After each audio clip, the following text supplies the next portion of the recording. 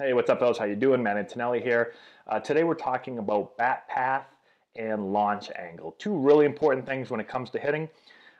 Two things that if you watch MLB Network, you're watching games on ESPN or really any channel, you're going to see a lot of talk about bat path and launch angle. Now with StatCast, you're going to see these things measured a lot. And so I wanted to get into it and talk a little bit about what it is, kind of what we're shooting for, why we're shooting for it, why it's important, because I get a lot of questions on the topic.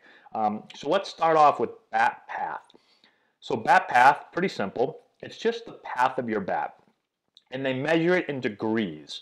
So if you have a 0-degree bat path, that means you're basically swinging level to the ground.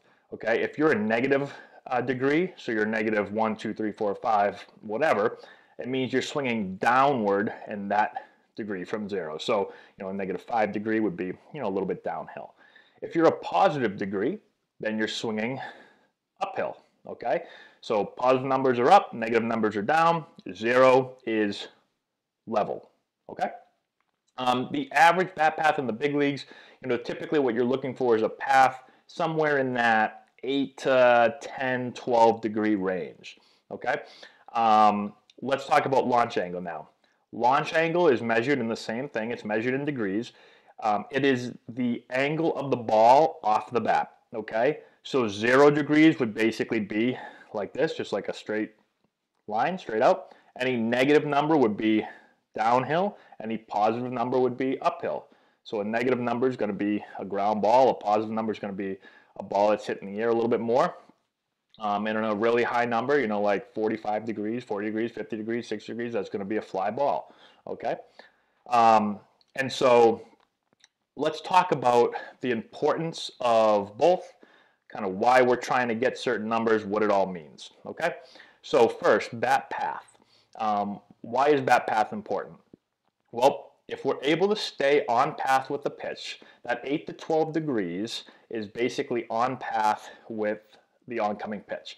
And so if you think about it, a pitcher is standing on a mound, right? They're on an elevated mound. They throw overhand to a catcher that's squatted. So the ball is going to be coming downhill. And so we're trying to match the plane of that pitch. And so we're trying to swing slightly uphill. Now, when we swing on the same path, if you think about the path of the ball coming like this, right? And then the path of our bat, if we can get those two to line up, well, then it creates this really big, what I call hitting window, okay? So when you're on path early and you're able to stay on path late and be there for a long time, your timing doesn't have to be as perfect. You're going to intersect that ball more often than you would if you weren't on path, right? So just think those two lines again. Here, I'm on path. Again, I'm going to hit the ball on some point during that pitch path, but I don't know which point, right? I'm not good enough to be able to be there every single time at the right exact moment. And plus, I don't know the pitch speed. I don't know what pitch is coming. I don't know the location, all of that stuff, okay? So if we can give ourselves a path that is going to put us on the path of the pitch more often, and we don't have to rely so much on just our ability to line the bat up with the ball at that precise moment in time. If we give ourselves a bigger window, well, then we have a better chance to square it up. We don't have to be on time as much, right? We don't have to be perfect with our timing. We can be late and still make contact. We can be on time and make contact. We can be a little bit early and still make contact.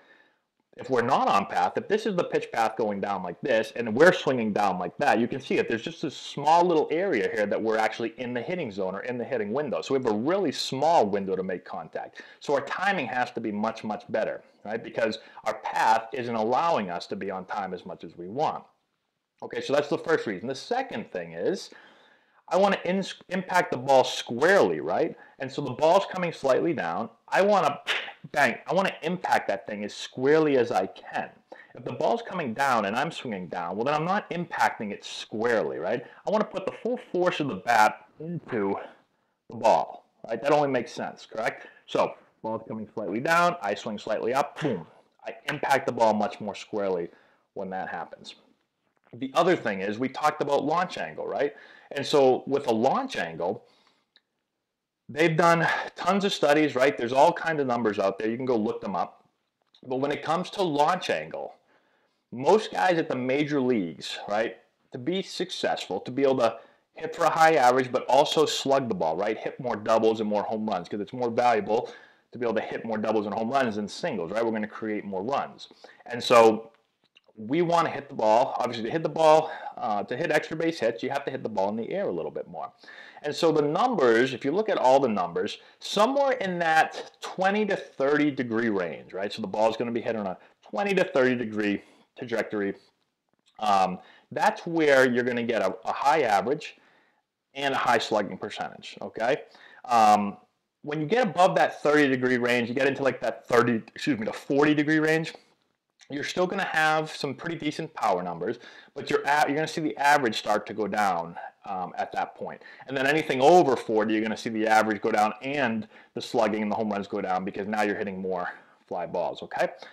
When you look below that 20 degree line, you're going to see a pretty decent average still from 15 to 20 degrees, but you're not going to have very good slugging numbers at all, okay? And then as you get even lower, you're going to see the power numbers really come down because you can't hit a home run or you can't really hit a double unless you hit it right down the line on a ball that's hit below that.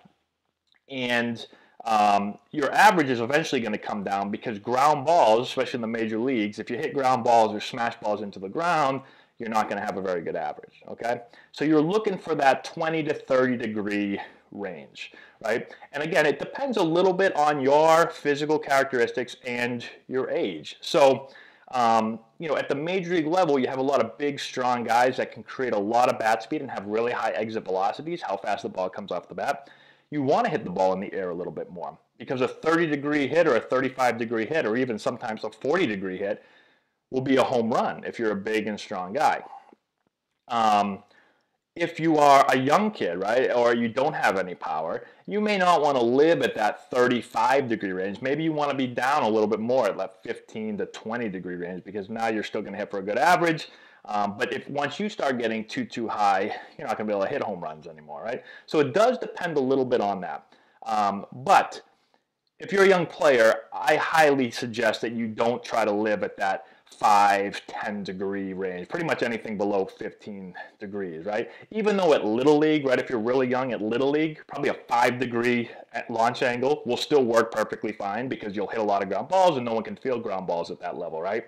But that's not really setting you up for success as you get older. So I would try to be a little bit higher, even if you're a young player. Try to be in that 15 degree range, 20 degree range, somewhere in there. That's what I would work on.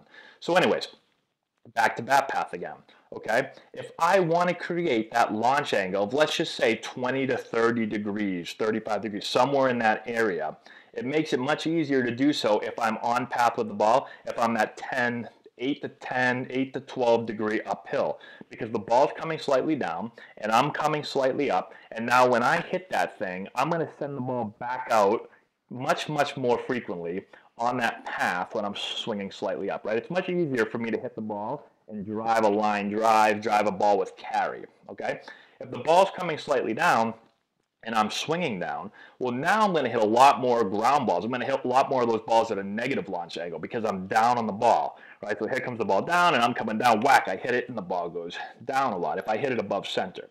And if I hit the ball below center, it's going to go up, but I'm going to have much more of a chance. If I'm coming down, the ball's coming down and I'm coming down, I'm going to have a much higher chance of kind of slicing that ball or cutting that ball. So where I hit the bottom of the ball's going to go way up in the air, but it's not going to go with much force, right? I'm just kind of clipping the ball because I'm not on path. I'm not squaring the ball up like I would, again, if I'm slightly up and the ball slightly down. So I'm cutting the ball is going to go up, and it's not going to go very far. So typically with a downward swing plane, you're going to see a lot more launch angles smashed into the ground, so negative launch angles. And then you're going to see a lot more really high launch angles, balls that are hit like pop-ups to the infield because you're clipping the ball a lot. Now that's not to say that you'll still get some line drives. Guys that swing downhill, you'll still get some line drives because if you hit the ball perfectly, you'll still hit a line drive, but that's going to happen much less frequently, or more frequently, I guess, because you're down on the ball, okay? Now, if you're up on the ball, again, if you're up on the ball, if your bat head is really working uphill way too much, well, then you're going to probably have a lot of swings and misses, but you'll also hit a lot more balls probably high up in the air because you're always kind of below the ball and you're always hitting the very bottom of the ball, so the ball is going to go up. And then you'll still get some ground balls, right? But you'll get some more topspin ground balls. So the ball comes down and I'm coming way too far up and I'll clip the top of the ball, kind of hit over the ball like this and get a lot of topspin ground balls that way. Okay, so you can hit the ball, no matter how you swing, you can still hit the ball at all different degrees, but it's where are you most frequently hitting the ball. If you are most frequently hitting the ball on that good line drive with carry, you probably have a path that's slightly up. If you're hitting a lot of balls straight into the ground and a lot of balls that are kind of popped up weakly to the infield or shallow outfield, you're probably swinging too far down on the ball, or maybe you're underneath the ball and really swinging too far uphill on the ball. Okay, so that's how bat path and launch angle kind of play with each other, and that's why they're really, really important things to look at. And again, if you start going and looking at the numbers, you're going to see, kind of, I went through it real quick, but go ahead and go online and look it up and see kind of where everything falls, and you'll start to understand kind of why we're trying to do these things. So that's the first part of the equation. The second part is, okay, we know what bat path we want and which launch angle we want, but how do we create that bat path, right? What do we do to create it? And that is, again, if you haven't seen our videos, that's what a lot of our mechanical videos go into. How do we use our body, right? It's all dependent upon how we use our body to kind of move the bat to be able to create that path. So go back and check out all of our videos, go into our hitting playlist and check those out. We continually put up new videos every single day for it because, again, then it's really about how to use your body, right? How am I going to use my body to be able to get the bat to work the way I want to do it? So hopefully this helps you guys out a little bit. Let me know if you have any more questions on bat path or launch angle or anything like that. Leave them in the comment section below. Subscribe to the channel if you've not done so already. I'd really appreciate that. Give the video a thumbs up, share with all your friends. Check out the description box below. I've got a bunch of stuff in there for you guys to check out. Check out our Instagram, Antonelli Baseball, our Twitter feed, Antonelli9. We're posting videos all the time for you guys. And that's all I got, guys. Thanks again for watching. I appreciate it, and we'll talk to you later.